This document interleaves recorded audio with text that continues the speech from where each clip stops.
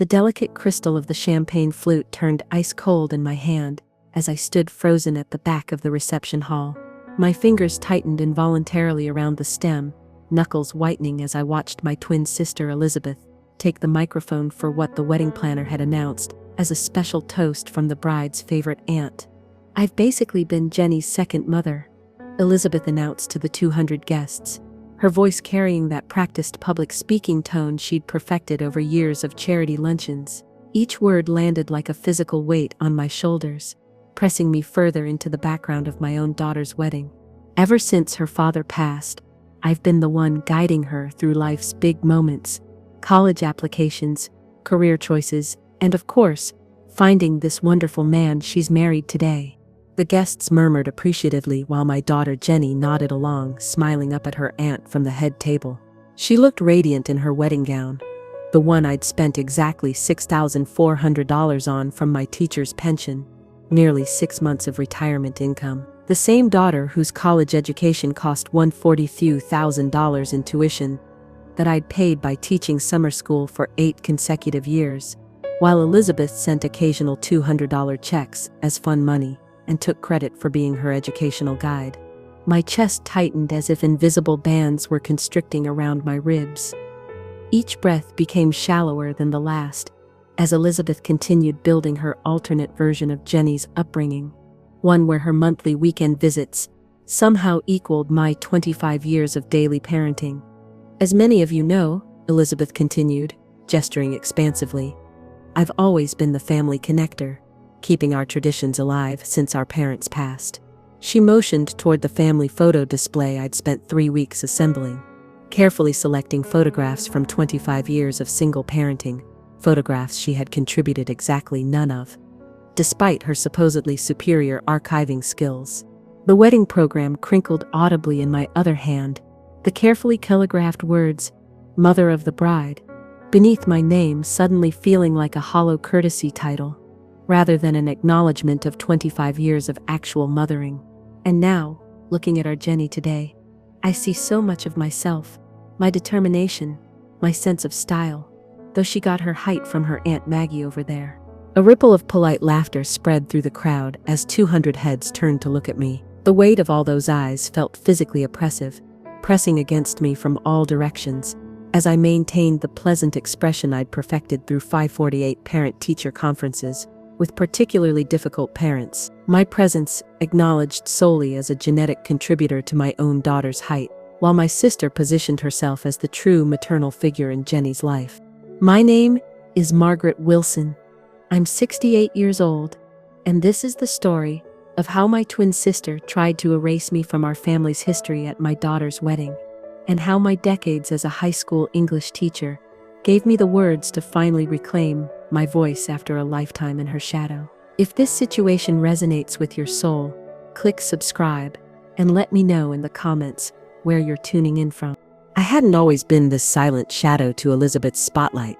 We began equally, identical twins born just 4 minutes apart, me first, though Elizabeth had spent our entire lives making those 4 minutes seem insignificant. In childhood photographs, people couldn't tell us apart except for the different colored ribbons our mother used.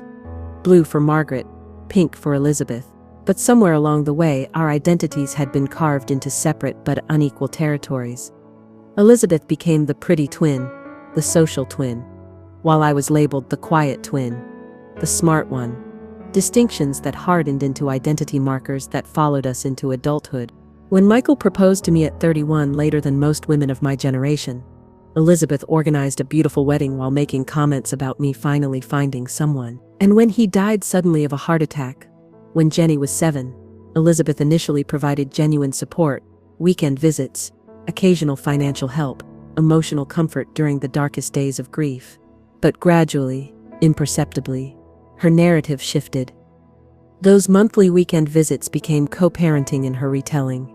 The occasional $50 birthday checks for Jenny became supporting her education and family conversations. The shopping trips that offered brief respites from the daily challenges of single parenting were transformed in Elizabeth's stories to essential feminine guidance that I supposedly couldn't provide while grading papers and planning lessons.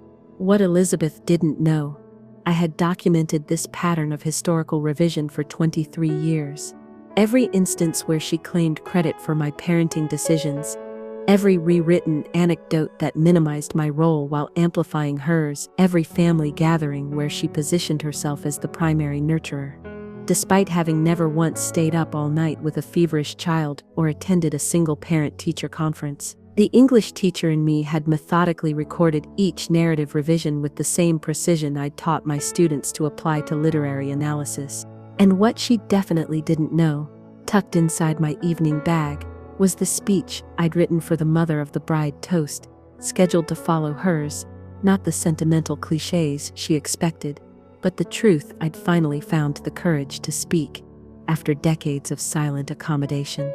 Have you ever watched someone gradually reposition themselves in your life story, claiming credit for your most meaningful contributions, while you remain silent for the sake of harmony? That moment when you realize allowing this revision isn't creating peace, but erasing your most important life role? As the applause for Elizabeth's toast echoed through the reception hall, I took a deliberate breath and straightened my spine. In 20 minutes, it would be my turn to speak. And for the first time in our 68 years as twins, I was not going to let Elizabeth's version of our shared history be the only one people heard.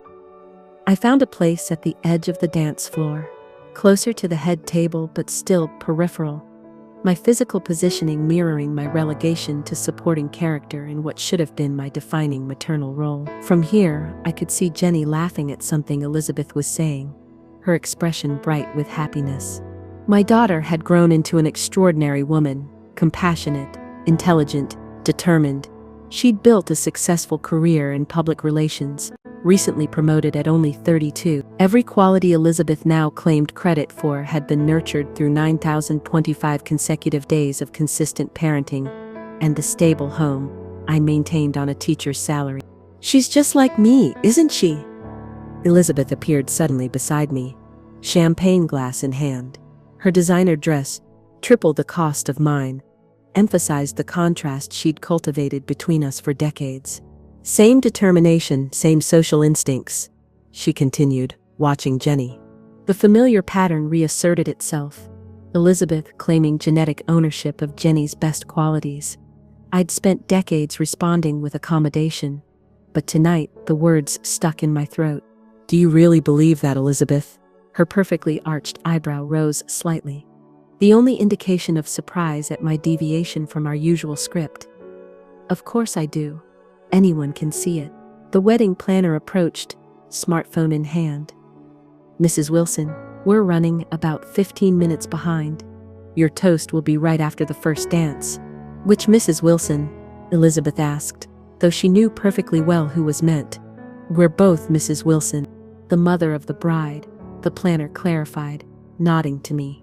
Well, I'm practically her second mother, Elizabeth replied with a practiced laugh. But go ahead, Maggie, you can go first. Just keep it brief. These things drag if they get too detailed. We've allocated 5 minutes for the mother of the bride's toast, as discussed in our planning sessions, the planner said carefully.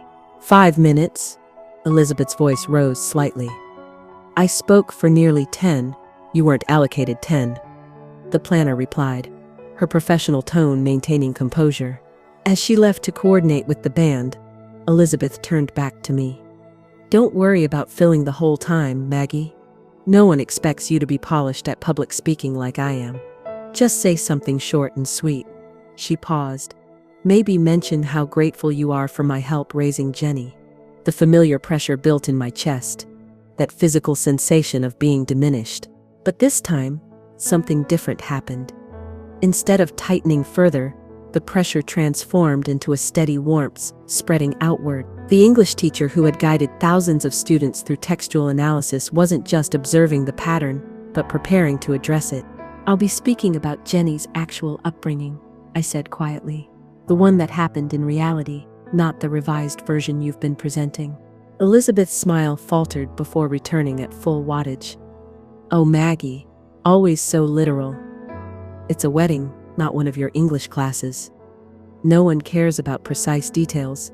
They want heartwarming stories, even if they're not true. They're true from my perspective, she said, dismissing decades of revisionism with a wave of her manicured hand. Besides, I've always been better at expressing emotion than you. People connect with that more than your academic approach. My teaching career had been used against me countless times in Elizabeth's subtle warfare, presented not as evidence of professional dedication while single parenting, but as proof I'd been too busy to fully mother my own child. In family conversations, my 42 years educating generations of students was reduced to Maggie and her books, or all those papers she was always grading.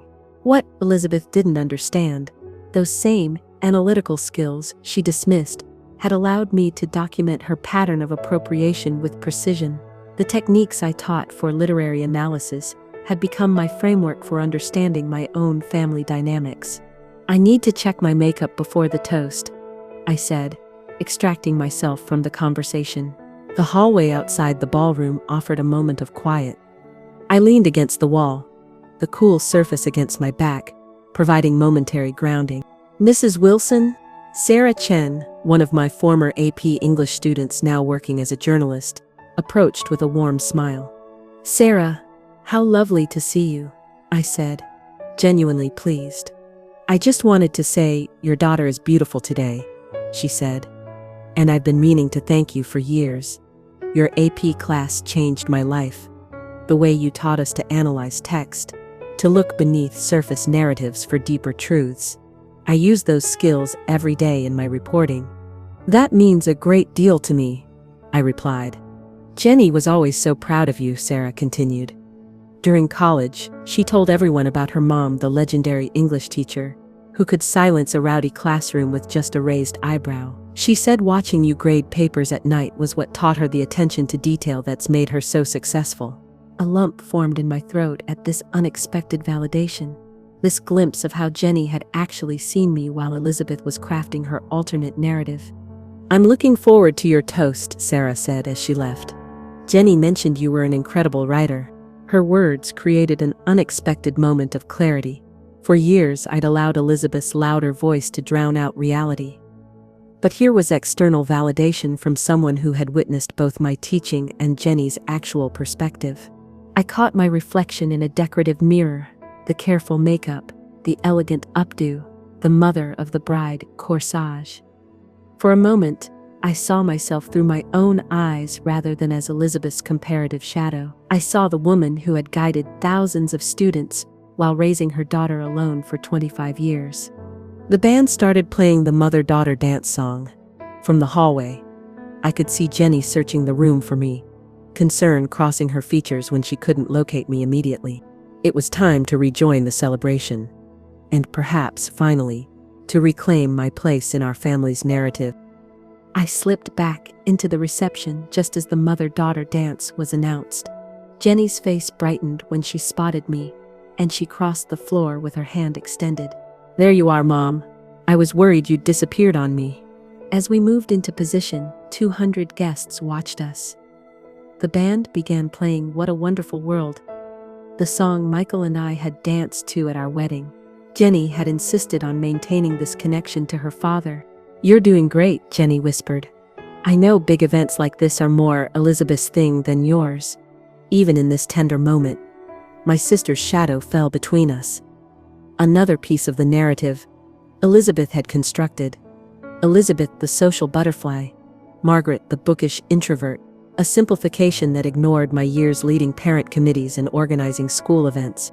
I'm exactly where I want to be, I assured her. After our dance, I made my way toward the head table when Elizabeth's voice called out, Maggie! She stood with our Boston cousins whom we hadn't seen in years. As I approached, I caught what she was saying. Just so blessed that Jenny had both of us raising her after Michael died. Maggie handled the academics, of course, and I made sure she developed the social graces she needed. Patricia nodded sympathetically. It must have been such a blessing having Elizabeth's help with a teenage daughter, especially with your teaching schedule. The familiar narrative, reinforced so often that even absent family members now accepted it as fact. Elizabeth hadn't helped with a teenage daughter. She'd visited occasionally and called with unsolicited advice. Before I could respond, Elizabeth continued. Remember when Jenny wanted to switch from pre-med to communications? Who supported that decision instantly while Maggie calculated lost tuition? The memory crystallized with painful clarity. Jenny had indeed changed majors. A decision I immediately supported despite knowing it would require another year of college. I spent that summer teaching extra classes to cover the additional $36,500 while Elizabeth simply validated Jenny's decision during a monthly call. Yet, here was Elizabeth, rewriting history directly in front of me, appropriating my support while characterizing me as reluctant and calculating. The audacity sent heat from my chest to my face, my vision sharpening suddenly. Actually, I began. But Elizabeth was already steering the conversation elsewhere, linking her arm through mine while continuing her revision. And her wedding dress, didn't I tell you it was the one with the lace overlay? Jenny trusted my eye completely. Another revision. I had spent 3 days at bridal shops, ultimately helping Jenny choose the dress I paid for from my pension. Elizabeth had seen photos afterward and pronounced it exactly what I would have chosen. As she continued weaving her alternate narrative, a strange clarity descended over me. This wasn't just occasional credit-taking. This was systematic appropriation of my maternal role, a deliberate repositioning that had been happening for decades while I remained silent for harmony's sake. I extracted myself with a murmured excuse about preparing for my toast. Finding a quiet corner, I examined the speech in my evening bag. The carefully crafted words suddenly seemed inadequate against the scope of revision I was witnessing. I had prepared to acknowledge Elizabeth's supportive role, while gently reclaiming my central position. But that approach assumed good faith exaggeration rather than deliberate appropriation. The wedding planner appeared beside me. "Mrs. Wilson, we'll be ready for your toast in about 20 minutes. I nodded, still processing the interaction with our cousins. "I just wanted to say," she continued softly, "I've been coordinating weddings for 15 years. What your sister is doing isn't, well, it isn't typical sister behavior." Her unexpected acknowledgement created a lump in my throat. For years I had questioned my own reactions, wondering if I was being oversensitive. Having an objective observer recognize the pattern felt like permission to trust my own Henvik. "You noticed," I whispered. "Everyone on the vendor team has noticed," she said carefully. "We were discussing it during setup, how she positions herself as co-mother when all the paperwork, planning meetings, and financial arrangements have been handled by you alone." This external validation from a stranger broke something open inside me. The room seemed to shift, as if a filter had been removed. The sensation was physical, like breathing deeply after years of shallow respiration. "Thank you for saying that," I replied, my voice steadier than expected. The analytical skills I'd honed through decades of teaching literature suddenly applied to my own family situation with painful clarity. I had spent 42 years teaching students to recognize manipulated narratives, yet had failed to apply those principles to my own life, allowing Elizabeth's louder voice to overwhelm reality until I questioned my own memories. Across the room, Elizabeth posed for photos with Jenny, positioning herself directly beside my daughter while making space for Mark. I was expected to join eventual group shots, peripheral to the narrative. Elizabeth was physically constructing images that would persist as visual evidence of her central role. My vision focused on details I'd stopped seeing, the wedding color scheme Elizabeth had insisted upon, though I was paying, the seating arrangement that placed her equidistant from Jenny at the head table. The chair covers she'd claimed were essential, though they'd cost an additional $200 from my limited retirement income. A memory surfaced, Jenny at 7, curled against me as I read Charlotte's Web aloud. "Why does Charlotte help Wilbur, Mommy?" she had asked. "Because that's what we do for those we love," I'd explained. "We use our strengths to help them find their voice when they cannot speak for themselves." For 25 years, I had been both mother and father to Jenny, checking homework, attending conferences, working summer school to afford her education, creating the stable home that allowed her to become the confident woman you was today. I had used my strengths to help her find her voice. Perhaps it was time to find my own. I closed the wedding program and made a decision. The carefully crafted speech I had prepared would remain unused. Instead, I would speak the simple, unvarnished truth, not to attack Elizabeth, but to reclaim my place in our family's narrative. As I checked my watch, 15 minutes until my toast, I felt an unfamiliar sensation spreading through my chest. Not the tightness of anxiety that had accompanied family gatherings for decades, but something lighter, clearer, the physical embodiment of emerging truth after years of accommodation. I moved toward the restroom to collect my thoughts. As I reached for the door, I heard voices from inside, one unmistakably Elizabeth's. "I just worry about Maggie's toast," she was saying. "You know how she gets when she's nervous, all those English teacher tendencies to over-explain everything." I paused, hand on the door handle. "She seemed fine during the dance," responded Jenny's college roommate Melissa. "Oh, that's different," Elizabeth continued. "It's when she has to speak publicly that she gets flustered. I've always been the twin who handles the social aspects. That's why I've been such an important balance in Jenny's life, providing the social confidence that Maggie's academic focus couldn't nurture."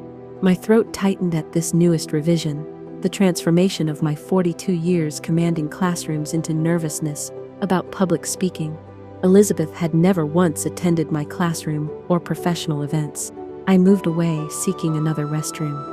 I noticed Richard Hamilton approaching, Jenny's godfather and Michael's closest friend, who had remained present in our lives after Michael's death. "Margaret," he greeted me warmly, "the wedding is beautiful. You've done an amazing job with everything." "Thank you, Richard," I replied. He lowered his voice. "I've been wanting to talk to you all evening. What exactly is Elizabeth doing?" "That toast." He shook his head. I kept waiting for her to acknowledge that she was describing some parallel universe rather than Jenny's actual upbringing. This acknowledgement from someone who had witnessed our family dynamics for decades created another surge of validation. "It's been happening for years," I admitted. Elizabeth repositioning herself as equally maternal, claiming credit for decisions and support she never actually provided. Richard nodded. "I remember those years after Michael died. I was at your house most weekends helping with home repairs and taking Jenny fishing. Elizabeth visited maybe once a month, usually taking Jenny shopping, and then leaving to preserve the hard parenting moments. How did this become her taking credit for raising Jenny?" "1,000 small revisions," I said. "References to our decisions about Jenny's education, helping overwhelmed Maggie, positioning herself as providing the feminine influence Jenny needed, as if I weren't a woman myself." "And you never called her on it?" Richard asked, his tone without judgment. "Family harmony seemed more important," I admitted, but today, watching her literally position herself between me and Jenny for photographs, hearing her tell our relatives she was the one who supported Jenny's college major change when I was the one who taught extra classes to cover the additional year's tuition. Richard squeezed my shoulder. "Margaret, you were the one who was there. Every day, every night, every crisis and celebration. Anyone who was actually present during those years knows the truth." "But that's just it," I replied, the realization crystallizing. Many people weren't present. They only have the narratives they've been given, and Elizabeth's version has been louder and more frequently repeated than mine. "Then perhaps it's time for your version to be heard," Richard said simply. My phone vibrated with a text from the wedding planner. "Toast in 10 minutes. I need to prepare," I said. "You've been preparing for this your entire career," Richard replied with unexpected insight. "Teaching students to analyze unreliable narrators, to recognize revisionist history, to stand firm in evidence truth. Margaret Wilson, the English teacher who could silence a rowdy classroom with a raised eyebrow. I think you're more than prepared to reclaim your own narrative." His words resonated with unexpected power, connecting my professional expertise with my personal challenge. "Thank you, Richard," I said, my voice steadier than before. In the restroom, I studied my reflection, the careful makeup, the elegant updo, the mother of the bride corsage pinned to my dress. For a moment, I saw myself through my own eyes rather than as Elizabeth's comparative shadow. I saw the woman who had guided thousands of students while raising her daughter alone for 25 years. My phone vibrated again. 5 minutes to toast. I opened my evening bag and removed my prepared speech. Reading the opening lines, I recognized my own accommodation patterns. The gentle acknowledgement of Elizabeth's role, the careful avoidance of claiming exclusive maternal significance, the diplomatic phrasing that prioritized harmony over accuracy. With sudden clarity, I realized this approach assumed good faith exaggeration rather than deliberate appropriation. It accommodated Elizabeth's revisionism rather than correcting it. I folded the paper deliberately and placed it back in my evening bag. I would not be delivering the prepared speech. Instead, I would speak the simple, unvarnished truth, not to attack Elizabeth, but to reclaim my place in our family's narrative. As I smoothed my dress, I noticed something had changed in my physical presence. My shoulders had straightened naturally, my chin lifting slightly, my posture shifting automatically into what my students had called my "don't mess with Mrs. Wilson" stance, the physical embodiment of quiet authority I had maintained in classrooms for 4 decades. My breathing deepened naturally, the techniques I taught for effective public speaking becoming automatic. For the first time in hours, the tightness in my chest released, replaced by a calm certainty that had guided me through parent-teacher conferences and curriculum debates. As I exited the restroom, I found Jenny's new husband, Mark, waiting near the entrance. "Mrs. Wilson," he greeted me warmly. "They're about ready for your toast." "Thank you, Mark," I replied, my voice steadier than before. "Can I say something?" he asked. "Jenny talks about you constantly. All those late nights, helping with college applications, driving her to softball games, being both parents after her dad died. She told me how you worked summer school every year to pay for her education." His matter-of-fact acknowledgement created another surge of validation. "She hopes I can be half the parent you've been when we have kids," he added simply. Mark glanced back toward the reception hall. "I should warn you, Elizabeth has been talking to the DJ about extending her time for another toast after yours. Something about forgotten stories that needed to be shared." Even now, Elizabeth was planning to reclaim narrative control, to position her version of events as the final, authoritative account. "I appreciate the warning," I said, surprised at my own calm. The familiar pattern was clear. Elizabeth speaking first, loudest, and longest, while I accommodated for harmony's sake. For 68 years, this pattern had played out between us. But not tonight. Together, Mark and I walked back into the reception hall, where the DJ was announcing. "And now, ladies and gentlemen, please welcome Margaret Wilson, mother of the bride, for a special toast." As the wedding planner handed me the microphone, she gave me a subtle, encouraging nod. The weight of it felt surprisingly comfortable in my hand, familiar from decades of classroom presentations. I stood straighter, feeling my posture naturally assume the stance I'd maintained before classrooms for 42 years. The English teacher who had guided generations of students to recognize authentic narrative was about to apply those same vinkles to her own life. The microphone felt natural in my hand, its solid weight both familiar and grounding. I took a deliberate breath, just as I'd taught my public speaking students to do before major presentations. The reception hall quieted as 200 guests turned their attention toward me. "When Jenny was 7, I began, my voice clear and steady. Her father, my beloved husband Michael, died suddenly of a heart attack." I paused, allowing the weight of that fundamental truth to settle before continuing. "In the 25 years since that day, I have been her only parent, making every daily decision, providing all financial support through my teaching career, and creating the stable home that allowed her to become the confident woman standing before us today." From the corner of my eye, I saw Elizabeth shift in her chair, the subtle movement of someone realizing this wasn't going to be the brief, sentimental speech she had anticipated. Her practiced social smile remained in place, but something in her eyes changed, a flicker of uncertainty as she recognized the deviation from our established pattern. Jenny completed college with a communications degree, a program she excelled in after changing from her initial pre-med focused sophomore year. That education cost $142,000 in tuition, which I paid by teaching summer school for 8 consecutive years while maintaining my full-time position at Riverside High School. I maintained the measured tone I developed through decades of classroom instruction, neither accusatory nor defensive, but clear and precise in establishing undeniable facts.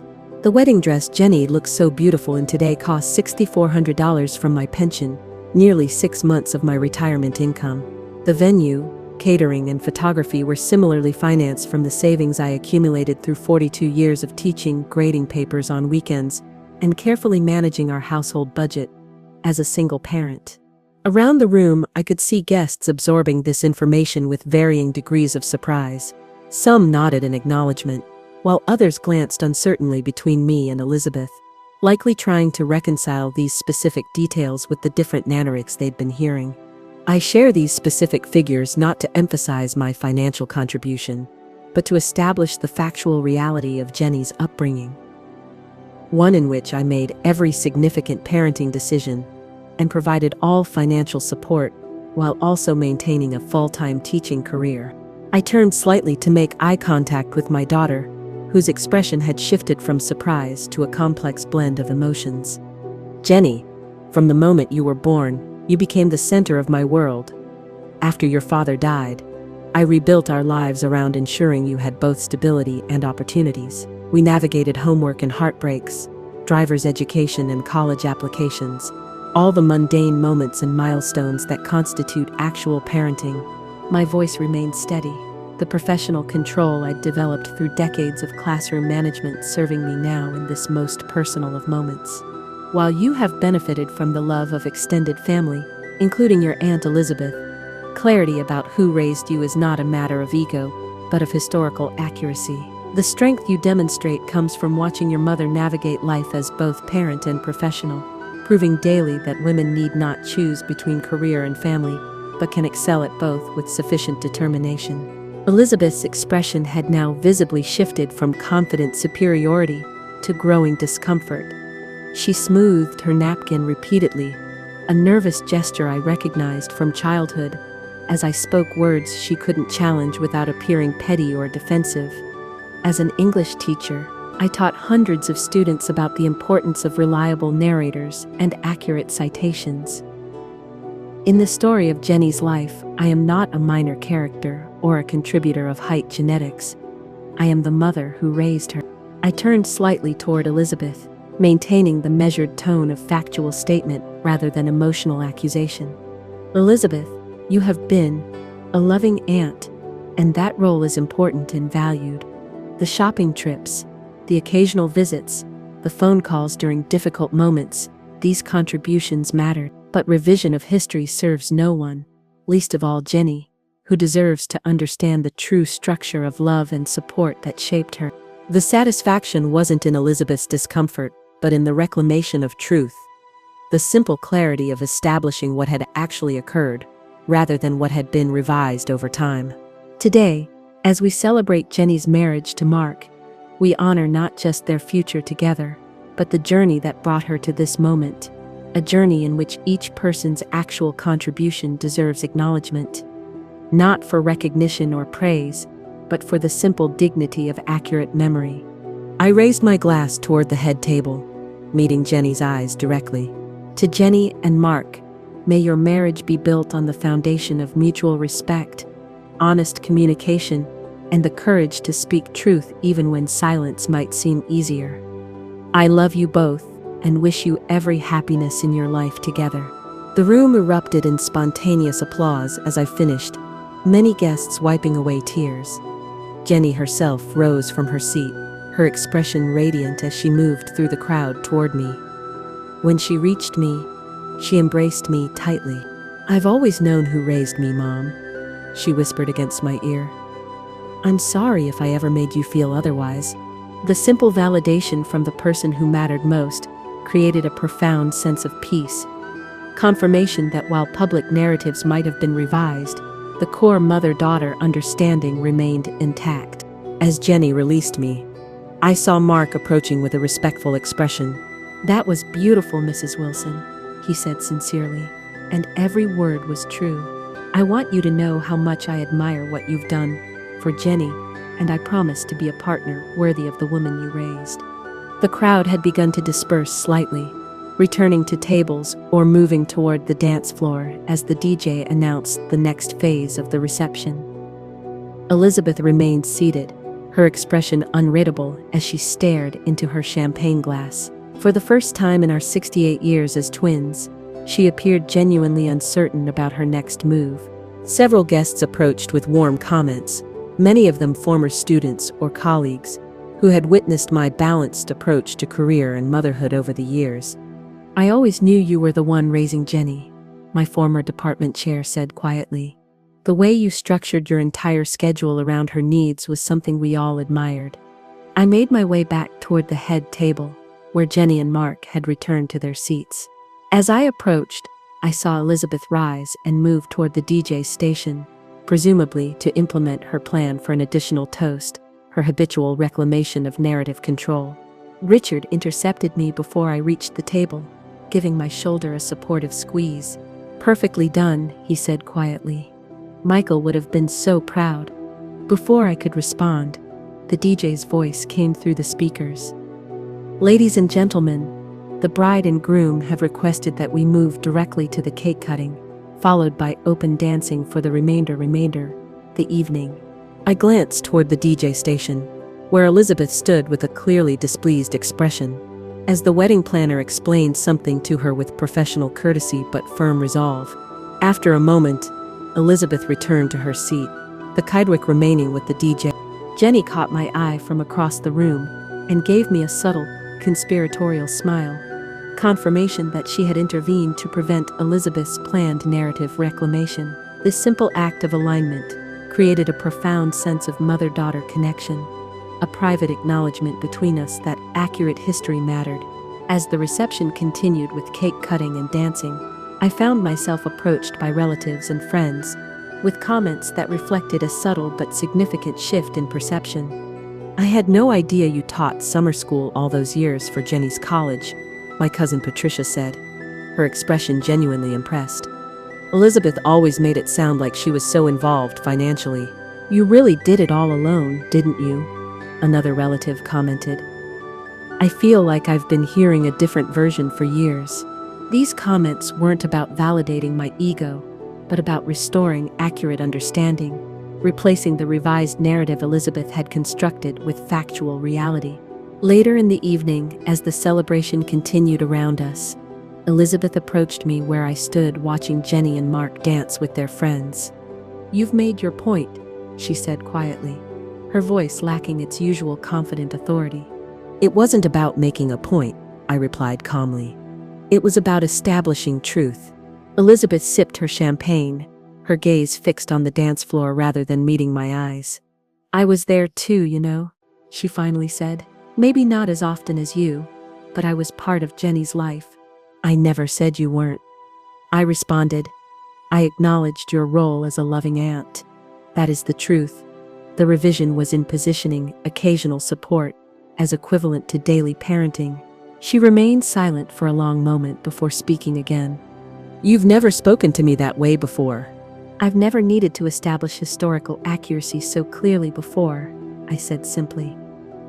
6 months after the wedding, I arranged fresh flowers in a vase on my dining room table, preparing for a small family gathering. Jenny and Mark were coming for dinner to share news they had hinted at over the phone, news I suspected involved my potential transition to grandmother. My living room had undergone subtle transformations in recent months. Professional awards from my teaching career now occupied prominent positions alongside family photographs. My collection of first edition literary classics stood proudly on open shelving rather than hidden behind cabinet doors. Small writing desk by the bay window hosted the memoir I had begun documenting my teaching and parenting experiences. These environmental changes reflected the internal transformation that had begun at Jenny's wedding. I moved differently in my own space with ownership rather than apology, no longer diminishing my preferences or organizing my home to accommodate Elizabeth's opinions during her increasingly infrequent visits. The doorbell rang precisely at noon. Elizabeth had always been punctual, one of her genuine virtues. "Hello, Margaret," she said, using my full name rather than the diminutive Maggie she had insisted on throughout our lives, despite my preference. "Elizabeth, come in," I replied, stepping aside to welcome her. There was a noticeable difference in our interaction, a formality that had replaced our previous pattern of Elizabeth's dominance and my accommodation. Since the wedding, our relationship had entered uncertain territory, neither openly hostile nor comfortably familiar, but cautiously recalibrating around a more accurate power balance. Elizabeth stepped into my living room, her gaze taking in the subtle changes. "You've rearranged things," she observed neutrally. "I have," I confirmed without elaboration or apology. She nodded, setting the wine she'd brought on the coffee table. "It looks nice." This simple acknowledgement without suggestions for improvement represented a significant shift in our interaction pattern. Before the wedding, Elizabeth would have immediately offered helpful critiques of my decorating choices. "Jenny and Mark should be here any minute," I said, moving toward the kitchen. "Would you like some tea while we wait?" As I prepared the tea, Elizabeth leaned against the counter, watching me with an expression I couldn't quite interpret. After a moment of silence, she spoke. "I've been thinking about what you said at the wedding." I nodded but remained quiet, allowing her to continue without the immediate accommodation that had characterized our previous interactions. "I think I was jealous," she admitted, the words clearly difficult for her. "Of the bond you two had. Being the fun aunt was easier than building my own life." This unexpected moment of self-awareness created a complex emotional response: surprise at Elizabeth's candor, validation of my own experiences, and tentative hope for more authentic relationship moving forward. "I never wanted to exclude you from Jenny's life," I said honestly. "I just needed acknowledgement of our actual roles." Elizabeth nodded slowly. "The revised history bothered you more than I realized." "It wasn't just about recognition," I explained. "It was about Jenny understanding the true structure of her upbringing, that a woman could successfully balance career and single parenthood, that daily presence matters more than occasional grand gestures." The doorbell interrupted our conversation, signaling Jenny and Mark's arrival. As we moved to greet them, Elizabeth touched my arm lightly. "I'm trying to be better about this," she said quietly. "About recognizing your actual role. I can't promise I'll never slip back into old patterns, but I'm trying. That's all any of us can do," I replied. Genuine appreciation for her effort tempering the memories of decades of narrative revision. Opening the door revealed Jenny and Mark, both beaming with barely contained excitement. After greetings and hugs, we settled in the living room with tea and the wine Elizabeth had brought. "So," I said, looking between them expectantly, "you mentioned some news." Jenny and Mark exchanged glances, their happiness palpable. "We're pregnant," Jenny announced, her face alight with joy. "You're going to be a grandmother, Mom." The simple word, Mom, carried deeper resonance now, free from the qualification or competition that had shadowed previous family gatherings. I embraced my daughter, emotions too complex for words filling my chest. "And of course," Jenny continued, turning to include Elizabeth, "you'll be a great aunt. Elizabeth, we're hoping you'll share all your social expertise as this little one grows up." The deliberate role clarification, grandmother for me, great aunt for Elizabeth, demonstrated Jenny's own commitment to accurate family positioning. But the genuine inclusion of Elizabeth in this significant family moment showed that boundaries and accuracy didn't require exclusion. "I'd be honored," Elizabeth replied, her expression showing both genuine pleasure and a new awareness of appropriate role boundaries. As the afternoon progressed with lunch and conversation about baby plans, I observed subtle but significant shifts in our family dynamic. Jenny addressed questions about parenting approaches, primarily to me, while including Elizabeth in broader conversations. Elizabeth offered opinions as suggestions rather than directives, positioning herself appropriately as the supportive great aunt, rather than co-parent. Most noticeably, when the topic of childbirth classes arose, Elizabeth said, "You should ask your mother about that. She did it all on her own with you, after all." A simple but powerful acknowledgement, and historical accuracy that would have been unimaginable before the wedding toast. Later, as Jenny and Mark prepared to leave, my daughter embraced me with particular warmth.